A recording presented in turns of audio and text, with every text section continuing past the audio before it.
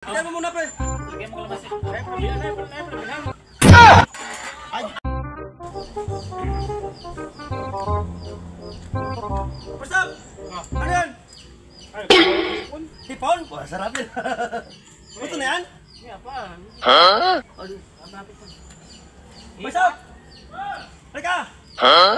May niluto si Tumas Dak. Sarap! Walang awat ha? Walang awat ha? Walang awat ha? Wala sa bawo. Sabaw lang! Walang awat ha? Walang awat ha? Walang awat ha? Sino ba ang hipon? Run. Hindi ka palengke. Run. Ginagawa mo! Siguro, nalo to na. Ginagawa mo! Sarap niya, may asim. Lagyan ako. Bukang kalamansi, pre. Oo, bukang kalamansi. Yung mga 3 piraso lang. Oo, kalamansi, pre. Kalamansi. Isa mo na. Lapit ang ulo. Ayos na ito. Pangit tayo, ma. Oh, sige, maya, sabi yan.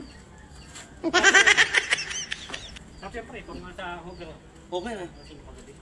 Hipon, sarap yan. Ayos talaga mga... Kano bili mo?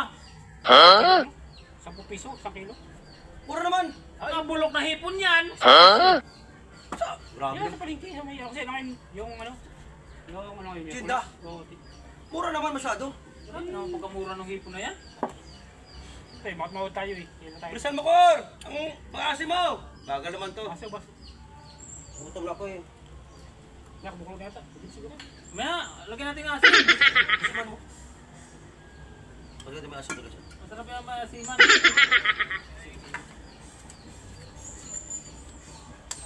Yan lang naman yung pre.